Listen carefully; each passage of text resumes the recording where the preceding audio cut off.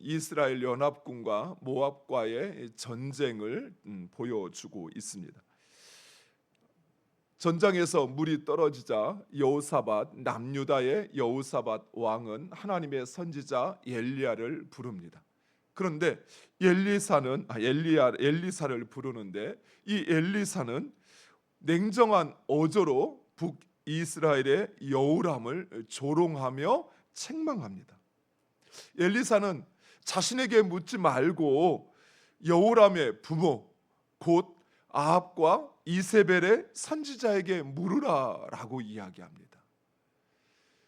아합과 이세벨의 선지자는 바알과 아세라의 선지자들이요, 그들이 행하였던 그 핍박과 박해가 어떠하였는지를 말하고 있는 것입니다.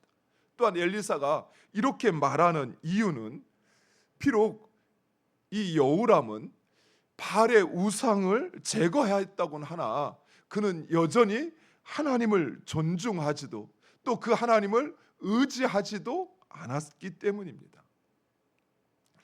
여호람은 모압과의 전쟁을 시작하기 전 하나님의 뜻을 묻지 않았습니다. 또 물이 고갈되었을 때에도 원망하고 불평할 뿐 하나님의 도움을 구하지도 않았습니다. 더욱이 여호람은 뻔뻔하게도 하나님께서 이 세 왕들을 불러 모으시고 이제 자신들을 모압의 손에 넘기려 하신다 하며 하나님을 곡해하고 있는 것입니다. 그리고 무엇보다도 엘리사를 부른 이유는 하나님의 뜻을 묻기 위한 것이 아니라 마치 점쟁이에게 이 전쟁이 패할지 승리할지 점을 치고자 엘리사를 부른 것이었습니다. 이런 여호람은 자기 중심 신앙의 끝판을 우리에게 보여주는 것 같습니다. 여호람은 여호와 하나님, 그분이 하나님 되심, 즉 여호와 하나님 그분만이 참 신이라는 사실을 인정하지도 않으면서 오히려 하나님의 뜻을 자기의 주관대로 판단합니다. 또 자기 마음대로 하나님을 주장할 수 있다는 어리석은 모습을 여실히 보여주고 있는 것입니다.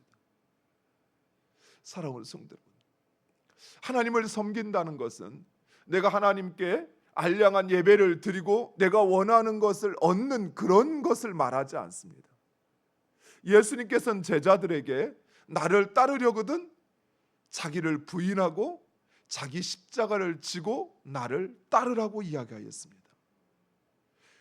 즉 자기를 부인하지 않고는 결코 주님을 따를 수 없습니다.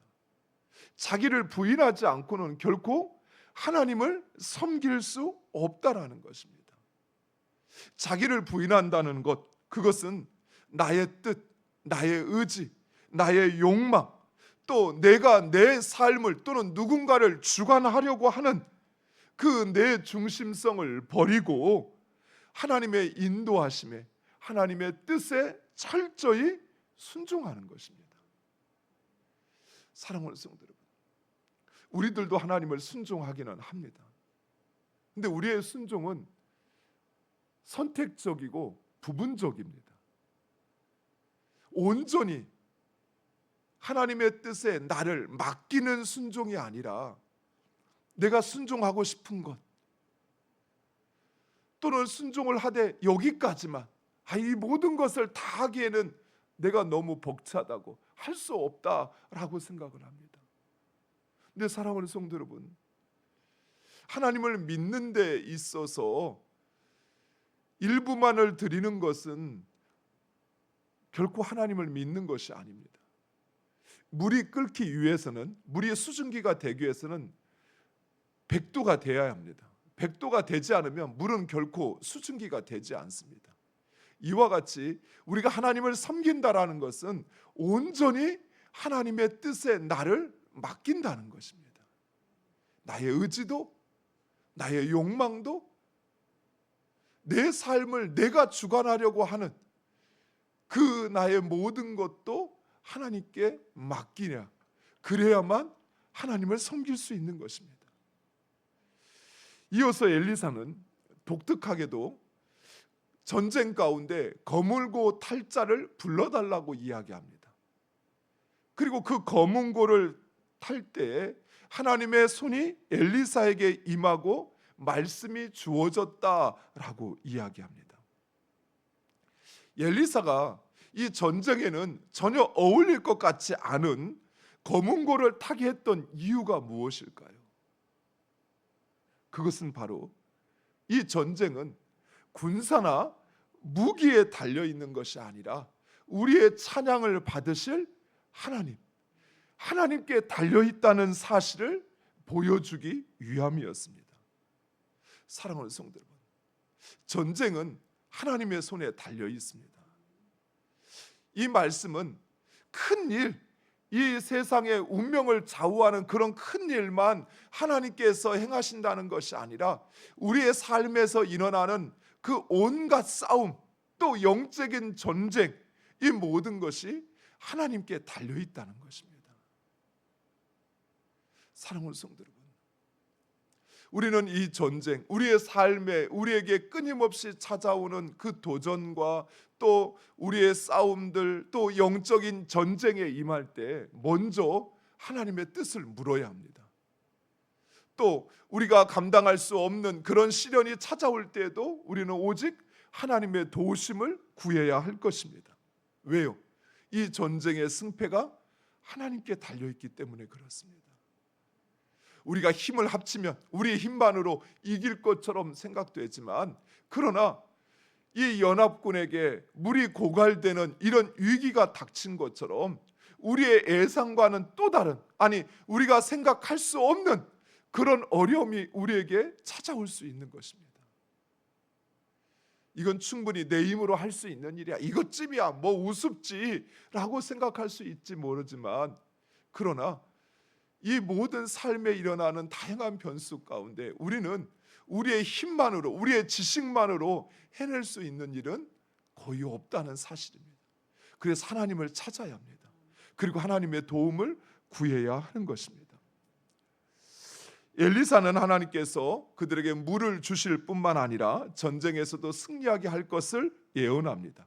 그리고 골짜기에 물이 가득할 거니 이제 골짜기에 개천을 파라 라고 이야기합니다. 그리고 그 엘리사의 예언대로 아침 소재를 드릴 때 에돔에서부터 물이 흘러와 골짜기가 가득하였다라고 말씀합니다. 사랑하는 성도 여러분, 하나님을 믿는다는 것, 하나님의 말씀을 믿는다는 것은 단지 그 말씀이 성취되어질 것을 기대하는 것이 아니라 그 말씀이 성취됨을 확신하여 믿음으로 행하는 것입니다. 만약 이스라엘 백성들이 그 연합군이 개천을 파지 않았다면 어땠을까요? 에돔에서 물이 흘러왔지만 그 물은 온 사방으로 다 흩어져 버리고 말았을 것입니다. 물이 있어도 물을 얻지 못했을 것이라는 사실입니다. 무지개의 원리라는 책에 나오는 이야기입니다. 미국의 한 작은 마을에 큰 가뭄이 들어 주민들이 많은 어려움을 겪게 되자 성도들은 교회에 모여 비가 오기를 구하는 모임을 갖기로 하였습니다. 그런데 그곳에 모인 사람들 가운데 우산을 가지고 온 사람은 오직 단 한 사람, 한 어린 소녀 뿐이었습니다. 그들이 그 교회에 모여 기도를 마쳤을 때 밖에서는 소낙비가 내리고 있었습니다. 하나님께서 그들의 기도를 들으신 것이 아니에요. 믿음으로 기도한 한 어린 소녀의 기도를 들으시고 응답하신 것입니다. 사랑하는 성도 여러분, 하나님을 믿는다, 우리 하나님을 믿는다, 우리는 그냥 하나님이 그런 분이다, 우리 머릿속으로 안다라는 것을 믿는다라고 생각을 해요. 믿는다라는 것은 단순히 그 하나님의 존재를 믿는 것으로 끝나는 것이 아니라 그 하나님이 나의 삶의 주인이요, 그 하나님이 나의 삶의 모든 것을 주관하심을 믿고, 그리고 내가 그 하나님 앞에 그 하나님의 다스림 가운데 살아가는 것입니다. 하나님께 기도하였다면 그 하나님께서 나의 기도를 듣고 응답하실 것을 믿고 기도하였다면, 그러면 우리는 그 기도의 응답에 대한 확신을 가지고 행하여지요. 물을 주실 것을 위하여 기도하였으면 개천을 파야지요. 우산을 준비해야지요. 이것이 믿음인 것입니다.